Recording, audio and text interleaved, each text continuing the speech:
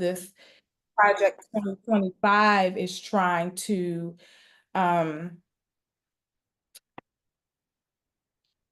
ensure happens is that the agency be weaponized basically under the president's discretion. So if the president feels like, this individual should be investigated with or without merit, it could happen because under this doctrine or under this policy agenda, this department would lose its ability to operate independently. Now people would want to know why, like why was the Department of Justice, why is the FBI named in this? Many of you remember, or maybe you don't, know that the Department of Justice did an investigation on alleged Russia and Trump collusion. They've also investigated Comey when he was in the FBI. And so the point is, if the president says, I want you to investigate this without question, it's going to happen. And moving the Department of Justice from its independent lens underneath the executive branch under the White House will give the president the authority to basically use the department at his or her free will. And so it's important to know that these new reforms that the Heritage Foundation would hope that would happen would basically increase the Department of Justice oversight by the White House instead of the other way around. And so it's basically kind of like reversing the checks and balances, reversing the separation of power. Another thing that's important to note is DOJ by nature is not a partisan organization. So it does not matter whether the current president in office is considered Democrat, Independent, or Republican. They have the sole authority to basically uphold the law of the United States. And so under the Project 2025, DOJ would, if it's no longer going to operate as an independent entity, and it would be transformed under the arm of the president's agenda, that means that the entity will now be responsible for enforcing the policies and investigations that they would deem contradictory to the administration's goal. And so what that's doing is politicizing the department. And it didn't just extend to the DOJ, it's also extending to the FBI. The FBI would now become the new armed enforcement component of the White House.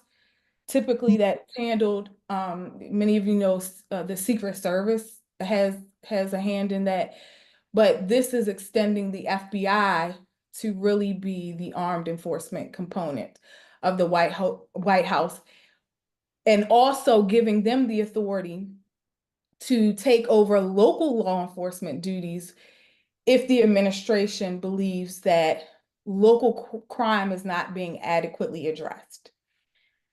So let's let's rewind back to, many of you know, the crime bill that happened in the 90s, where disparate treatment and enforcement of Black communities happened. And you fast forward to today, you have our local law enforcement, you have our district attorneys, you have more of a collaboration happening to try to reverse the impact of those crimes that have disparately impacted certain demographics.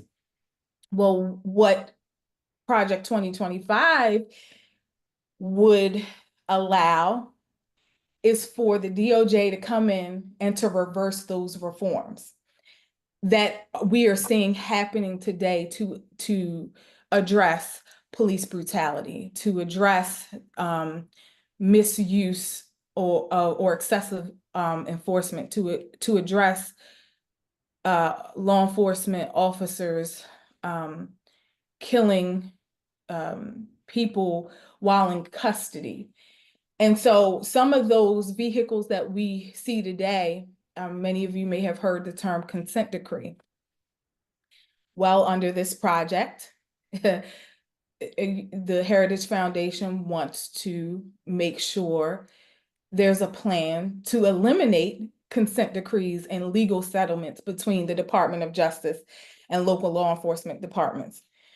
So what happens is when a local law enforcement department has been found to have been operating in a manner that is unjust, the Department of Justice, through the court system, will implement what's a consent decree, which is a list of reforms that local law enforcement agencies have to do to bring them back into code, so to speak, in terms of eliminating or rectifying patterns of misconduct, excessive force, civil rights violations within the agency. So many of you know, if you live in Baltimore, Baltimore City had a consent decree because of the situation that happened with the death of Freddie Gray while he was in police custody. So under Project 2025, those consent decrees would go out the door.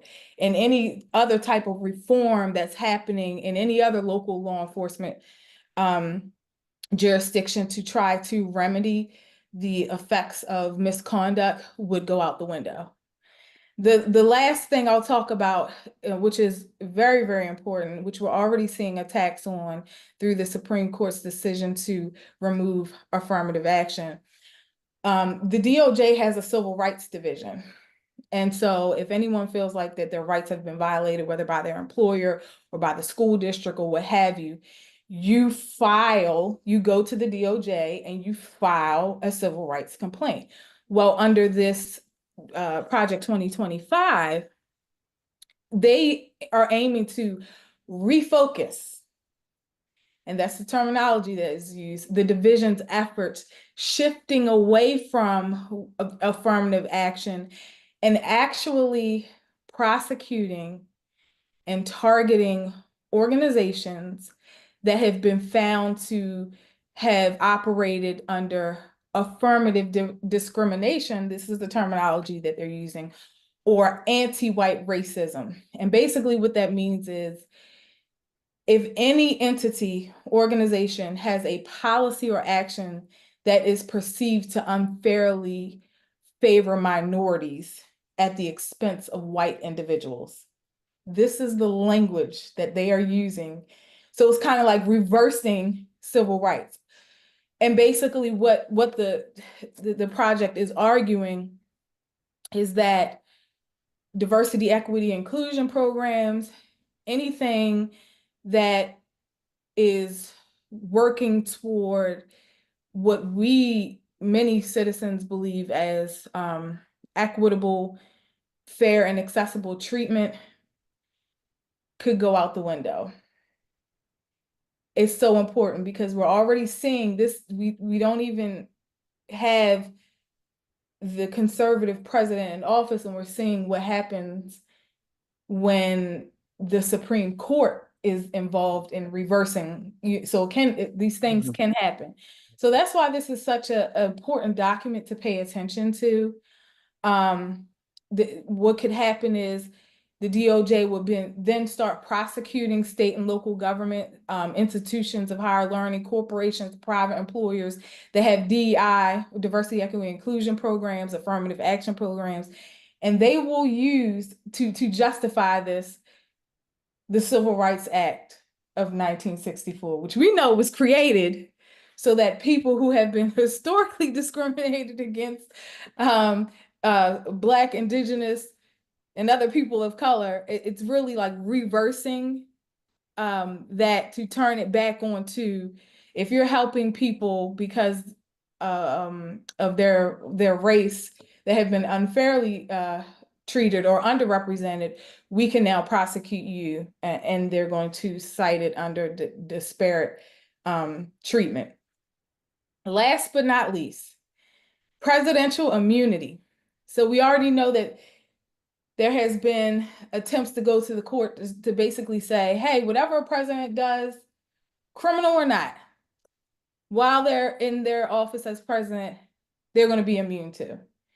And so what this project is basically lifting up and standing up the agencies that if a president were to operate currently right now, if a president were to operate outside of the law, Department of Justice could come after them.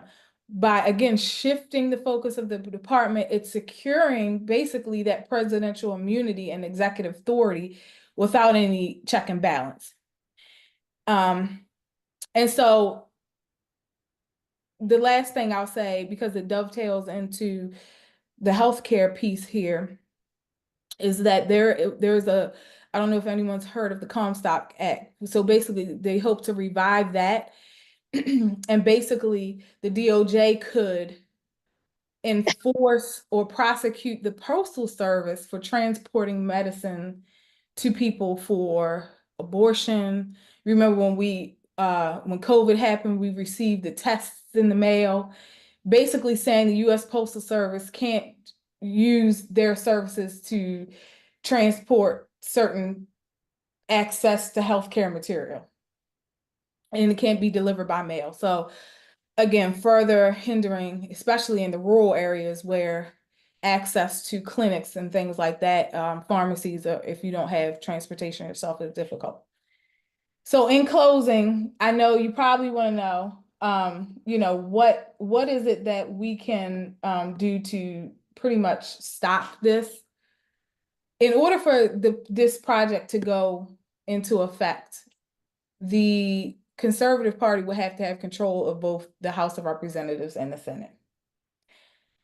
So that means when you go to vote, you need to make sure that you're not voting at the top of the ticket only. You need to be voting for your congressional representatives, because those are the entities that confirm our Supreme Court folks, that confirm the people that will be sitting at these agencies and will be voting on policies that come down the pipe.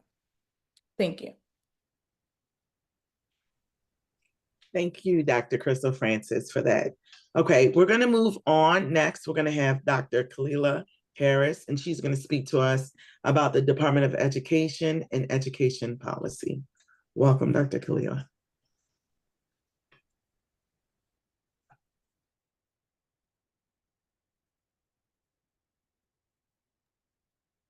All right, good evening, everyone, and thank you. So I'm gonna try to ensure that this is accessible and people have some tangible next steps, piggyback on some of the things that these amazing women have said already. And I just want to make sure that we understand what's at stake. So I want to give a brief overview of just 4 points about what Project 2025 does. And I will also say I'm not speaking on behalf of any other entity. I am bringing my own expertise.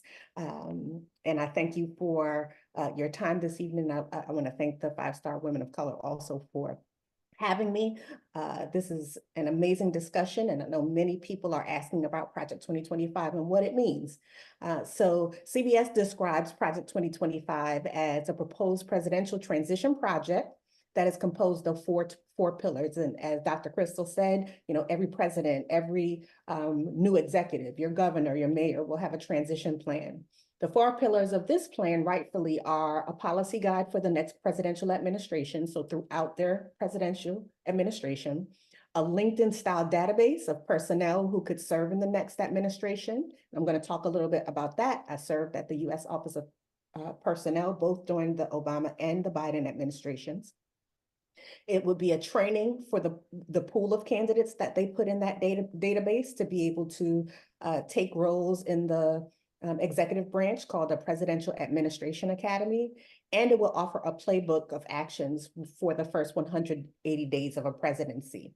And let me just say the Heritage Foundation, as Ms. Betty said earlier at the top of the session, The Heritage Foundation actually had a plan during the Reagan administration. They are not new to this, they are true to this. This plan called Project 2025 has already begun being implemented. Let me say this Project 2025 has already begun being implemented across the 50 states and the US territories. So if you think this is something that you only need to focus on the presidential election around, you would be mistaken. The fact of the matter is our school boards are being populated by people who are subscribing to Project 2025. You will be surprised about the amount of dollars that are dumped into school board elections, and how school boards have been a training ground for people to take on other elected roles, whether it be on city councils, county councils, state legislatures. So it is really, really critical that people vote up and down the ballot. When you hear people saying, I don't want to vote for any of these people. I didn't like Biden and I don't like Kamala. I don't want to vote for Trump.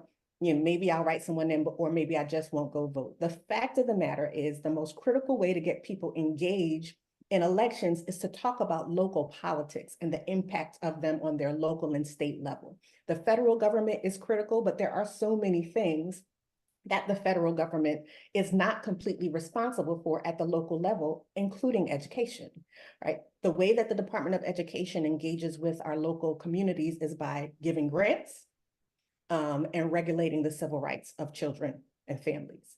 Giving grants, giving money, and regulating the civil rights of children and families. It is not the case that the federal government decides what curriculum our students are learning. It is not the case that the federal government hires teachers. That is your local and state government. And so it's important for us to not get caught up. I said this to Michael in the chat as well, whether it's called Project 2025, which is whether it's called Agenda 47, whether it's called Blue's Clues or Gracie's Corner. We need to be focused on the fact that they have plans in place, and these plans get built out decades before we begin to see them. So it's important for us to be civically engaged and active so that we are building out a platform and a strategy. And this sometimes is a challenge on the left. Sometimes people are unclear or don't know what to say our platform is. What are we for as opposed to what we're against? And it's important in the policy landscape that we understand there are 4 phases of policy. Oftentimes, Black folk and non-white folk tend to get involved at the protest phase. We need to be involved at the beginning phase of policy development. Anybody can go to their local elected, whether it's the mayor or city council or state legislature, and say, I would like to see a bill that does X, Y, or Z and have that pass. So let me first talk about the executive branch and what the U.S. Office of Personnel Management. People think that the U.S. Office of Personnel Management hires the 2 million federal workforce. It does not. It sets the human resource policies for the federal workforce. The Project 2025 plan would seek to eliminate the U.S. Office of Personnel Management. So if there is not an agency that's overseeing human resource policies, that means it becomes a whole lot easier to do something we call Schedule F. Schedule F would wipe out around 50,000 civil service jobs in the federal government, allowing for people to be placed in those jobs who are favorable as appointees to the sitting president. Let me say that again, 50,000 positions would no longer be filled by civil servants, meaning they have certain protections, they have certain union rights, that they cannot just be terminated at the will of the president. Those would become appointees. I served as an appointee again in the Obama administration and as an appointee in the Biden administration, which meant I served at the pleasure of the president. And when a new president comes into office, you no longer have that job. What the Project 2025 plan would say is when a new president comes in office, they can now fill roles with a database they've been collecting of people who are loyal to that administration, which means they would move policies through that would create or eliminate regulations that really have served as protections that the general public does not actually interact with on a day-to-day. You may not know of a regulation that says, okay, you need to make sure that there is proper pay for our seasonal firefighters so that they're not living in poverty when there's no fire season. The U.S. Office of Personnel Management sets that policy and says, nope, we are now going to ensure that those people have a livable wage year round, so that because of climate change and when we have fire season, firefighters for the federal government will have a livable wage. They would eliminate the U.S. Office of Personnel Management. And in fact, when I went into the Biden administration and served as the chief of staff at the U.S. Office of Personnel Management, I will say people felt demoralized because they had already begun the process. And the author of Project 2025 is the person who served as the director of the U.S. Office of Personnel Management in the Trump administration. So those things connect. And I'm moving quickly because I want to make sure we get to Sister Winky as well. But you know, the U.S. Office of Personnel Management, again, is an agency that people are not quite familiar with, but it does a ton. The U.S. government has the largest workforce in the country, 2 million people. That does not include civilians who work for that does not include rather our armed forces. So there are about 4 million federal employees included in the armed forces. 2 million of them are civilians, and they fall under the policy set at the U.S. Office of Personnel Management. That is critical. Those people in those roles allow for no president to come in office and willy-nilly make rules that will change our lives deeply. When we ask about Social Security, when we ask about the CDC, it is that agency and those people in those roles who are creating regulations to make sure all citizens are protected. That includes themselves. And when you think about things like, is this not going to impact their people? When we think about capitalism and we think about the 1%, the rules are not being made for everyday people. The rules are made so that people who don't have as much are seeming to be in a battle for very few scarce resources, when in fact, the United States of America has lots of resources. But there's this mindset of somebody else is coming to steal from you. Somebody else is coming to take from you. Look away, don't look at the man behind the green curtain. Look at those people. They are trying to take something from you. And it's not until things like Roe versus Wade is overturned that you have people who are in conservative states and normally vote red overwhelmingly say, whoa, whoa, whoa, whoa, whoa. You are taking something from me and mine, my daughters, my nieces, my aunts, my mothers. And you saw in the midterms for them not go very well because people were like, well, this immediately impacts me. You're not going to do that. Department of Education is thought to be broken up and to allow for people to take money from taxpayer dollars and pay for their children to go to schools. If you have any connectivity to Brown v. Board or what was happening during the civil rights movement with education, you saw states like Virginia, where Virginia's government would not open school for 5 years to avoid desegregating their schools, right? And so you saw people who would put ballot measures in, and you do still see this now in the US, to change the zip codes where the schools that they like only are able to be attended by people in their community. So they will start a whole new school district inside of or adjacent to an existing school district to resegregate and make sure children from families with fewer resources don't have access.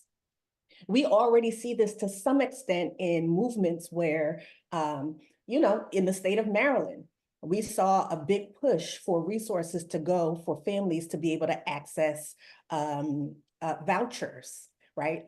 It feels good to say we're going to give vouchers to families so that they can supplement their Catholic school education. We're going to give vouchers to families who maybe are going to schools that have not been serving children so that they can go to a private school that's better serving them. When the likelihood is if your family has fewer resources, you're never going to get a voucher for $38,000.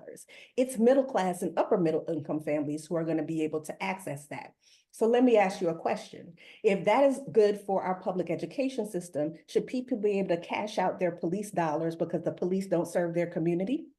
Should people be able to cash out their sanitation dollars because they don't think their sanitation system is effective enough? That's the same logic.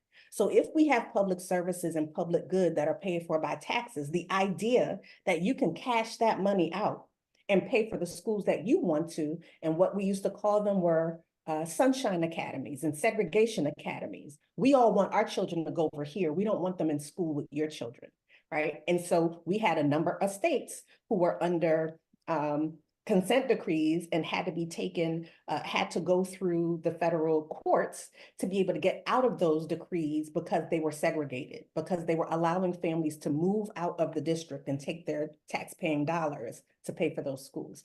Things like Title I would be eliminated. Title I right now is not perfect. Unfortunately, 90+% of schools get access to Title I dollars, so it's not concentrated in the way it was intended for schools with families with fewer resources, but they would completely eliminate Title I under Project 2025.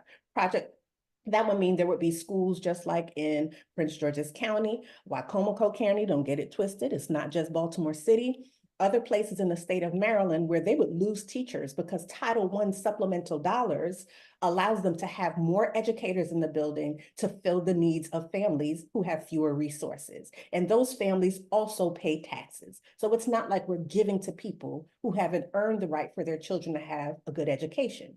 Zip code should not be able to determine your capacity to achieve in life. And right now, without Title I, that would be a huge impact across this country, including in enclaves that are homogeneous in terms of race, Appalachia, rural communities, those communities would be impacted too. The last thing I'll say is I am currently working in policing reform. Project 2025 would seek to eliminate the Department of Homeland Services. We know DHS was established after 9/11 in 2001, and it would eliminate the largest training program that is in existence for law enforcement.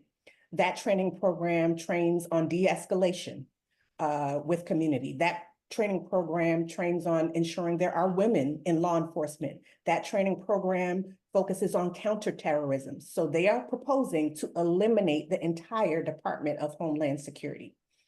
These are things that we should be worried about, but let's be clear, and I'm going to close on this. We don't need to just worry about a Trump administration. These policies are being implemented in states across the country, and we need to pay attention and vote up and down the ballot. And dare I say, whether or not you are going to cast a vote for president, cast a vote for your state legislature, cast a vote for your local city and county legislatures, because these are policies that are being slowly but surely implemented. If we're worried about the Supreme Court, you should know that there are many, many federal appointments that did not go through until Trump got into office. And therefore, at the lower court levels, there are a number of very conservative judges who are overturning laws, who are putting barriers up, who allowed for a president who committed treason to no longer be tried based on the laws that he broke. And so let's not rest on our laurels and just say, oh, we got to make sure that he's not president in 2025. We need to make sure we're paying attention in every election. There is data out there that shows that overall Black folk are registered to vote. Black folk are registered to vote. Don't get it twisted. Yes, we need to ensure that people who are formerly incarcerated also have access to the ballot because they have served their time. But Black folk are registered to vote. The challenge is turning them out to vote. Make a plan, take your cousin and them, your daughter, if you got college students, make sure your college students have a plan to either have their absentee registration, to vote at college if that's their plan, but make sure they have a plan. Make sure your 17 and 18-year-olds who are in high school right now are registered if they're eligible to vote on November 5th. Let's cease and desist of the prosecutor versus the felon. Because if your cousin and them can vote and deserves a second chance, then that's not the mantra we need to use, because we're alienating pieces of our family in our village, okay? We're alienating pieces of our family in our village. So I like to say the prosecutor versus the traitor, because that's what he is. And according to the US Constitution, you cannot run for president or be president if you are treasonous. But that conversation about felon language is important. Let's not alienate our brothers and sisters who are in a racist society that is based on genocide and enslavement, that have put us in positions for a couple of centuries that results in low resources flowing to our communities unfairly and may cause some of them unjustly even to be felons, okay? These are people who are formerly incarcerated. So let's watch our language, and I'll stop there. Thank you. Thank you, Dr. Harris. So lastly, but not least, we are going to have Danyell Winkey-Smith. She's going to give us a recap and call to action. And once she's finished, there are multiple questions that have come in from the registration. So we're going to answer some of those. So without further ado, please proceed, Dr. Danyell Smith. Ms. Smith.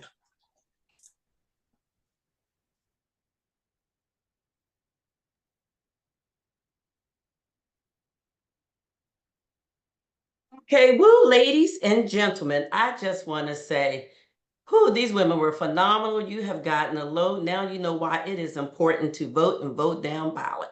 My name is Danyell Winkey-Smith. I am a member of Black Women for Positive Change, Win with Black Women, Sister Lead, Sister Vote, Black Women's Roundtable, and a host of other organizations. I am so excited to be here, and I am speaking in my personal opinion. And those of us in these other organizations, you know, we have some of the similarities. Thank you all for taking the time to join us this evening. This Zoom call is all about making sure that we do what our communities have done for generations, and that is sharing information and ensuring that we are informed and educated voters. Our ancestors have fought for years to have the privilege to vote, and if our vote really didn't count, why do you think so many individuals fight so hard to suppress it, i.e. over 300 and something voter suppression laws already going on? Our vote is truly our voice and our power. And the quote, a new phrase now, our vote is our new Black job. So with that being said, we must remember that policy is the cornerstone of our democracy. The 2025 project is deeply concerning because it seeks to reconstruct foundational policies, decisions, and federal services to restrict freedoms, prohibit inclusivity, and promote an extreme conservative construct. Its ultimate goal is to concentrate power to a select few in this country. We must build upon the legacy of our ancestors who stepped up front during Reconstruction, who ushered through the Civil Rights Act, and were intentional about building a movement, because that's what we're in right now. We're in a movement to preserve our freedoms and rights due process. It is important that we inform and educate ourselves to what those plans are and how they affect us directly and indirectly as a democracy. You have just heard how the Heritage Foundation is responsible for putting together a detailed guide, policy agenda that lists specific recommendations on how the government should operate under the leadership of former President Donald Trump. And you've also just heard that individuals, what some of the young ladies just said, how some of this is already in process, how they're already interviewing, and the skill set that most need for these federal positions, which are over 50,000 individuals, is that you support what the MAGA portion is doing right now. You support all of these extreme conservative values. So my purpose and objective today is regarding understanding Project 2025 is to make sure that we equip ourselves with the resources that we need in order to be informed and educated voters. So my call to action is for us to get together and inform our family, our friends, our communities. And one way of doing this, which was already mentioned, is that we need to, well, I have a set of videos, and I don't know if Dr. Crystal Francis has, or if she's able to do it, that explains in layman terms Project 2025. It is a little under 8 minutes, and these are very important. There's another one that's explained by Yale Law grad. And what I like about these is that it's a 1,000-page document. So this goes directly to things and how they affect us directly and indirectly. It also, there's a video. So this is 3 videos. One of the videos is done by a young man by the name of Yellow Payne, who is an actor who talks about a lot of things that are going on in our country and communities. And I think it came out in 2020. But what he does is he talks about the executive branch. So the 3 branches of government: the executive branch, the judicial branch, and the legislative branch. And this is important, as was already stated, is that We can't just worry about voting for the president. We have to go down the line. We need to vote because this next president will also be responsible for putting 2 Supreme Court justices on the bench. We also have to make sure that our legislators get to vote on these bills, because a lot of times, like someone said, starting back during the Tea Party and Obama era, a lot of things were sitting at the table because a certain individual was making sure that they didn't get passed. So we need to vote down the ballot and make sure you get your legislators in, which is Congress, your senators, and your congressmen and women. Make sure you get all of them in. And then another call to action. And I thought this was important because although we think that a lot of people know this, there are so many people, and it doesn't matter what their socioeconomic status is. It doesn't matter, how much money they make, their educational level. A lot of people don't know because they're too busy living their lives, raising their kids. And a lot of people are not looking at the MSNBCs, the CNNs, or Fox News. They're just not doing it. So they depend on people like ourselves who are advocates to make sure we get this information out. And that's one thing that we have a legacy in our communities of doing, is sharing information. Also, another call to action is to make sure everyone that you know has a voting plan. Check your voter registration status. Make sure your name is correct. Make sure your address is correct, just in case you move. And also know what your voting precincts are, on what your location is. Make sure you register to vote if you're not registered to vote. If you have a family member who's registered to vote. I've been talking to different people across the country who are, for the first time, are actually going to vote. That happened also during the era when President Obama was in. There were people in their 80s, 90s, 40s, 50s, all ages, who that was their first time to vote. And it looks like right now people are getting the energy because of all of the things, and a lot of them who have heard about 2025, they're coming out and know that their voice is power. Also, know about your early voting and the general election dates and locations. Also, if you are going to be traveling on vacation, if you're traveling with your job, or if you are a student or you have college students, kids who are in school away, make sure they get those absentee ballots in and those mail-in ballots. Also, you have to check the dates, because they are dates that, where they close, where you can't get them, and also dates that they have to be returned and sent in.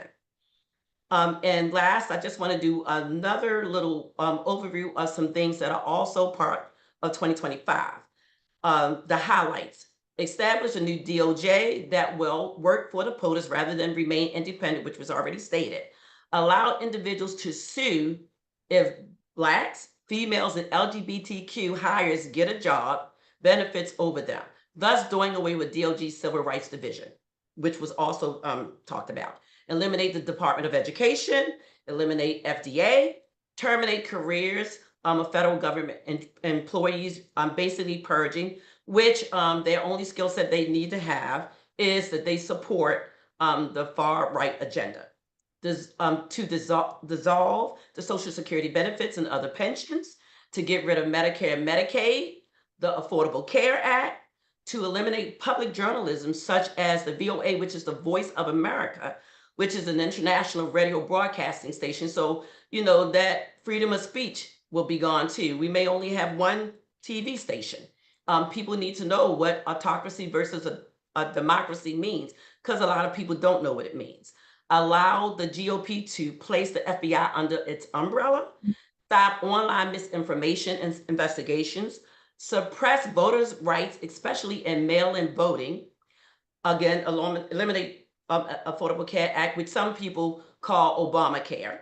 Allow the U.S. to pull out of NATO, which this is very important too, because we need our allies. As a lot of you just seen on TV how it was important to bring back a lot of prisoners who were unjustly held for no reason at all. And several different countries joined us. And expand the Geneva Consensus Declaration using pro-family posturing to deny women's rights and women's health care. So I'd like to thank you for this opportunity to give me to share this. This call of action was to for you to inform and educate our families. We all need to get to work. This is an all hands on deck, regardless of your party affiliation, regardless of the color of your skin. This is our duty, and this is all of our job to vote. Thank you. Thank you so much, Danyell. At this time, Makita, just to be respectful of time, I do want to ask, I think there's one question that you were going to ask, but we do want to honor the questions that have been put in the chat, and there were a lot of questions that were submitted with the registration, so we are going to get those questions answered by the experts on the call, and we will email those out to all who is attending. So Makita, if you can ask your question real quick.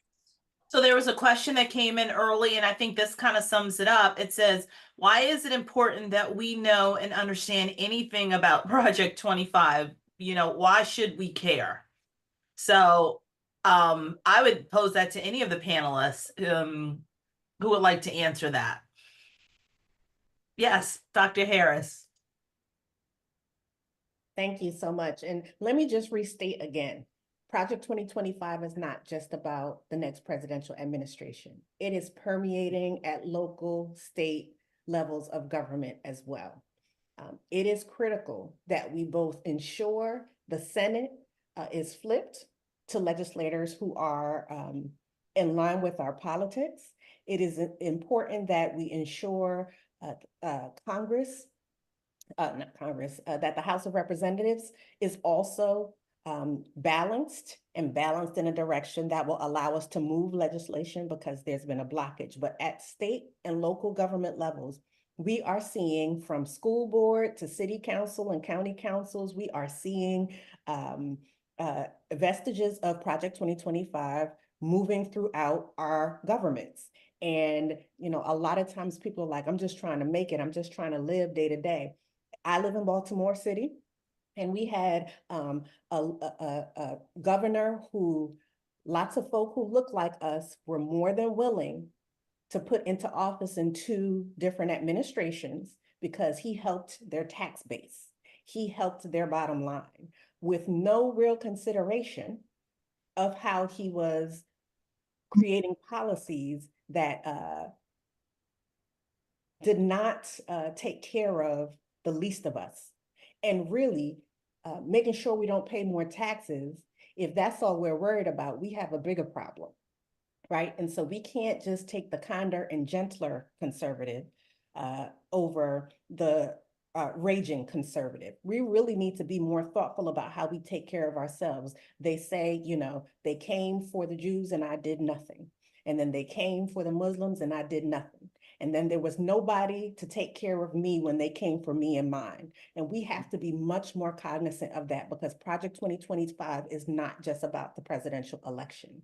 And we need to be vigilant, particularly for those of us in the state of Maryland. We are a some days blue, some days red state, if we are honest with ourselves, right? When you go from the eastern part of the state to the western part of the state, it's like you live in 2 different worlds. It's like you're in the multiverse. So it is important for us to take heed of these because sometimes these things will pop up in our local jurisdictions and not be called Project 2025. And we're thinking, oh, this is something that these particular conservatives just came up with, or these moderates who are not labeled conservatives came up with, and not understand it was a part of the plan. Just because something doesn't have a label on it doesn't mean it's not doing the same thing. So I'll stop there. Thank you for that question. Thank you so much. Would anyone else like to speak to that question? Dr. Harris did a great job. That. Okay. No. So hearing that we have a survey and Khalilah Nyanza can speak a little bit more about that. Thank you. So first of all, let me just say thank you to all of the speakers that were on here tonight. We truly appreciate, from 5-Star Women of Color, you coming on, sharing this information with us, taking time out of your busy schedule to help educate everyone on understanding Project 2025. To our guests who actually are attending tonight, we want to thank you for attending. We actually have a survey that we want you to complete just to kind of give us feedback on if this call was informative, if it was helpful. So Makita's put that in the chat. So we're asking for everyone to fill that out. Click Can I that. say one thing? Excuse me. Sure. The survey, when I click on it through Zoom, it does say that it's suspicious. It takes you out of Zoom to the actual 5-Star Women of 5-Star website. That's Okay. why I'm saying it's suspicious. So I just wanted to speak to that. But you can click visit and it'll go to our website. Thank you. Thank you. Yeah, so we're just asking everybody if you could take a moment to click on that, fill it out. Also, there will be a follow-up email with any questions that weren't answered on the call. You also have an opportunity at that point to complete the survey if you're not able to do that right now. And again, we just want to personally thank everyone who's on the call, whether you were a panelist or whether you were a guest listening. We truly appreciate your time tonight. And with that, we want to respect everyone's time and say thank you and look out for future workshops, events that 5 Star Women of Color are doing. So have a great evening, everyone.